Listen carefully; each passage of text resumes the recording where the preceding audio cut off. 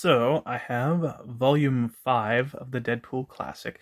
This finishes up the Joe Kelly run. So after that, the original series of Deadpool ran for 69 issues, but at the end of issue 33, Joe Kelly was no longer the head writer. So we move along to someone else, but we'll get to that in a moment. This volume actually starts off with something completely self-contained, which is an issue of Deadpool Team-up with Deadpool and Whittle Wade. And it's the only issue 1 of Deadpool Team-up, whereas they later have a series where it runs backwards from like issue 300 all the way to 87 or something like that. But no, it's a story called Turnin' Japanese. It's some weird page number, like 39 pages or something like that, instead of the usual like an even number. But it's a fun one if you want to just read something that's completely outside of the story that you've been following. And you'll find that that's kind of what happens for a little bit after the Mithras directive story ended. But this story is actually also included in the Deadpool Beginnings. In fact, it was that's actually the cover of the Deadpool Beginnings thing, or a variant of that. I do like this one panel here where you see the background is kind of like blurred out, and they're in the foreground with proper anime, like anime. It almost makes it look like an anime. And he's in Japan, so I thought little moments like that were kind of cute and clever. But on a whole, I wasn't a huge fan of I don't know. Maybe I'll read that one again because it is self-contained. We continue on with the main numbered series after that, but it's kind of another just. I don't want to say it's a fully self-contained issue, but it's Deadpool in the Middle East. Oh yes, he's doing. Looks like he's saving these women, but he's actually bringing them back to their husbands because that's who paid him. So we see that nice moral ambiguity that you always can expect from Deadpool. But I think in the process of all of this, he finds there's a woman, a pilot named Elena, and she ends up she's real. She ends up joining him, but he's starting to see things that aren't real. And we have Dr.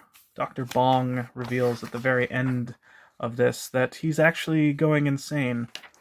And the reason he's been going insane and seeing all these bunnies and all that stuff actually has to do with what he did at the end of the Mithras Directive. He's kind of gone insane with the responsibility of thinking either he's doomed the world or saved the world and not really sure if he made the right choice. Monty is like, they're friends now and they hang out. But so he's talking to a lot of people for advice, and he needs to start delving into his past to find more information. So he ends up trying to find Wolverine and get in a fight with him, just because, I mean, if you're going to have Wolverine and Deadpool in a comic, you kind of want to see them fight. They always fight. It's kind of great. I'm looking forward to getting to the Rick Remainder series. I do like there's still humor outside of Deadpool in a Deadpool comic where he's leaping towards Deadpool and he has all this dialogue and someone actually says it's amazing that he can say all of that in one leap. So it's got its charm. It's not quite as funny as Deadpool Becomes later, but it's pretty good. And at the very end of it, we have this epilogue of this woman dropping a locket. And the locket says, "To my angel with the dirty halo, love always, Wade." Dun, dun, dun! Who is this woman? Find out in the next issue. In the next issue, we see more of Deadpool being crazy or being obsessive, as he's made this statue entirely out of, I forget what, but... So he's obsessed with this woman that he needs to find, and Daredevil is actually off to kill her. And so he, of course... Sorry, Daredevil.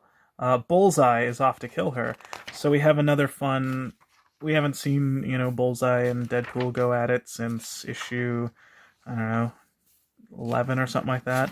I I can't remember when, but at the end of it, we get a bit of a storyline where he refers to her as Angel, and we realize, oh, that's his wife who thought he was dead. Um, so we found out that this Mercedes girl is actually Deadpool's wife. Dun dun dun. And in the next issue, we end up having so he has Mercedes over at his place, trying to figure out if it's really her. The issue is called Voodoo something or other, and a voodoo doctor has come to his place to attack it. And it has a great moment where you see him. This voodoo guy is wearing a hood, so we don't really see what he looks like just yet. And then when he reveals that he's Black Talon, he's just this rooster dude.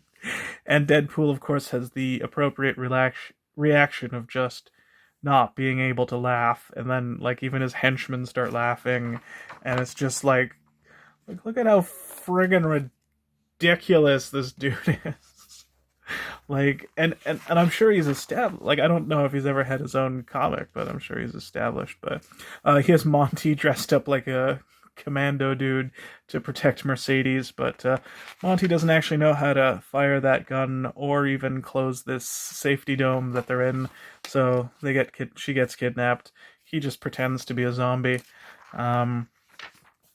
He ends up stopping. I'm not even gonna call him Black Talon. Rooster Man. He stops Rooster Man, and one more twist at the end of that one, which is we find out why is this voodoo priest coming for Mercedes? And it's like, well, his wife actually died many years ago. Dun dun dun. So the next four issues the last four issues kind of follow roughly the same story-ish, like with Mercedes, but so they're together, but he hasn't told her the full details of the fact that she died and she's back here for some reason, and she feels like the last time she saw him was like a week ago or something crazy like that. So he does tell the entire story of how she died, and they had this perfect life together. They saved this guy from the snow one day, this guy with a band-aid on his nose. It's T-Ray, and T-Ray killed his wife. Maybe that's this weird thing that he was plotting and why he was so upset and obsessed with Deadpool. That's his backstory of some kind, or something to involve that.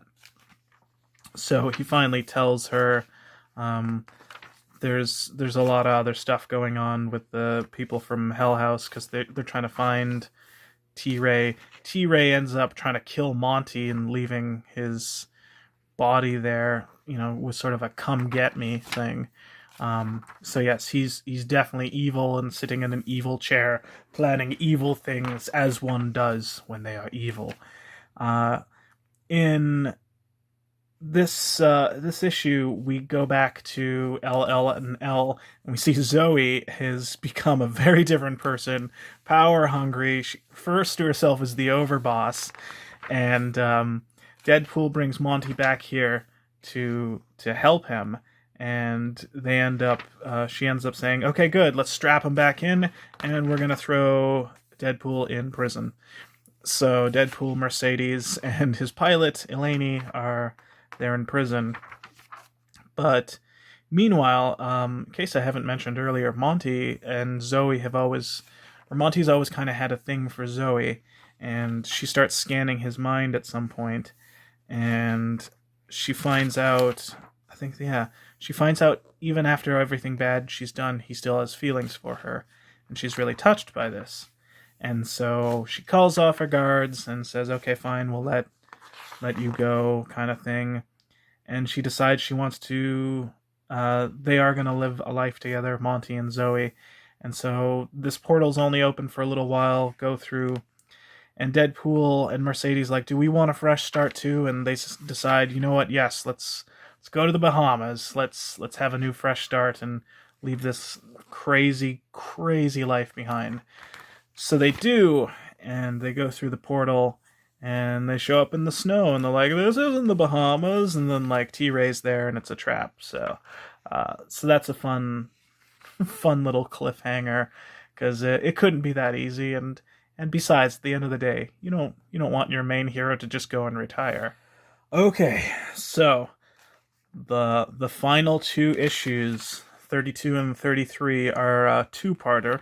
Although we've kind of been following the story for a bit, that kind of, in my opinion, just blend together a lot. So there's some fighting T-Ray, but a lot of this is a weird kind of dream sequency thing, like he's pulling some kind of mystical thing on them to tell them this story, intercut with Deadpool fighting them, and he isolates them off into different places and starts explaining the storyline of why is he doing this, and he's not really explaining too much. And by the end of the issue, we find out that Mercedes and T-Ray helped Deadpool out of the snow, and Deadpool's the one that killed T-Ray's wife, Mercedes.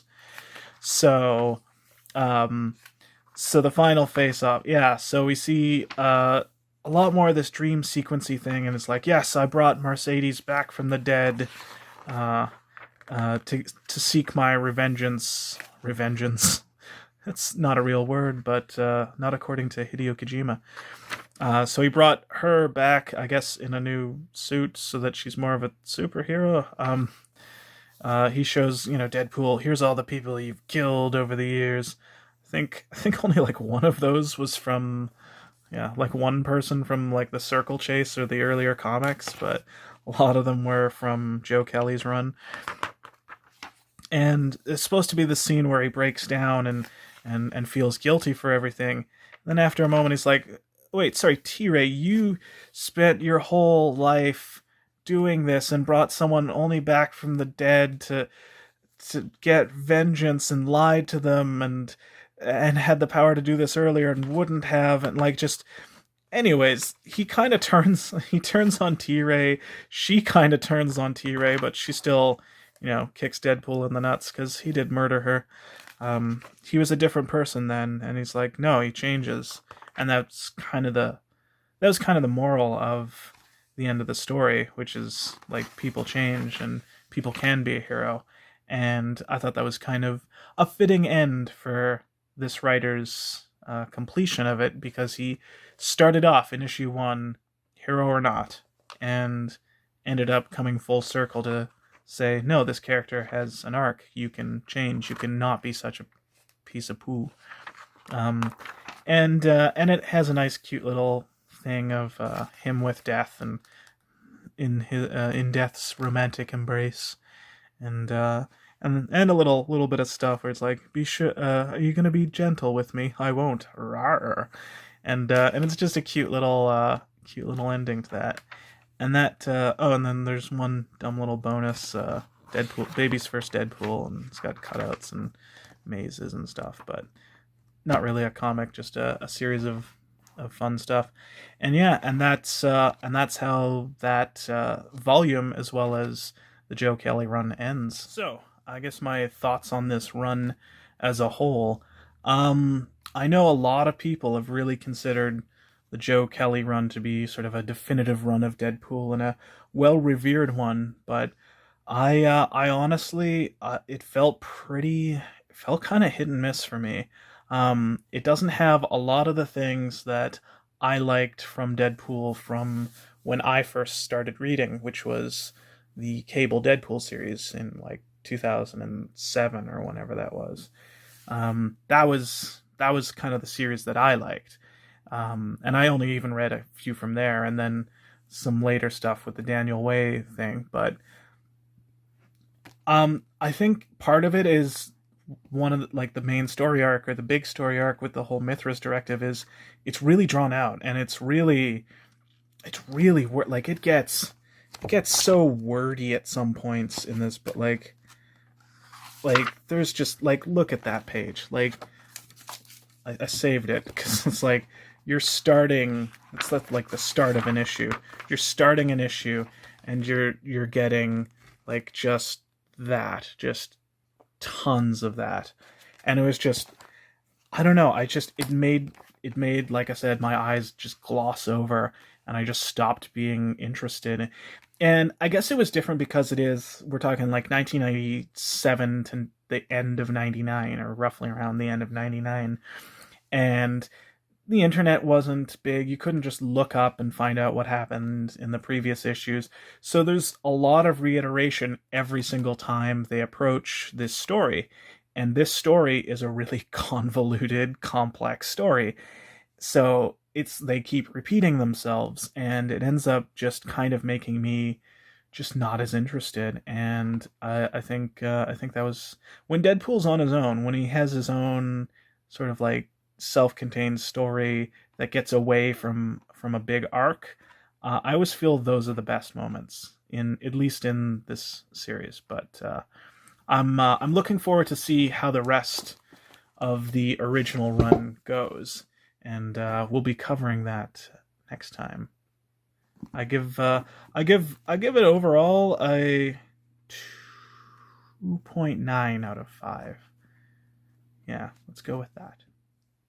Thank you for watching, and as always, stay cuddly.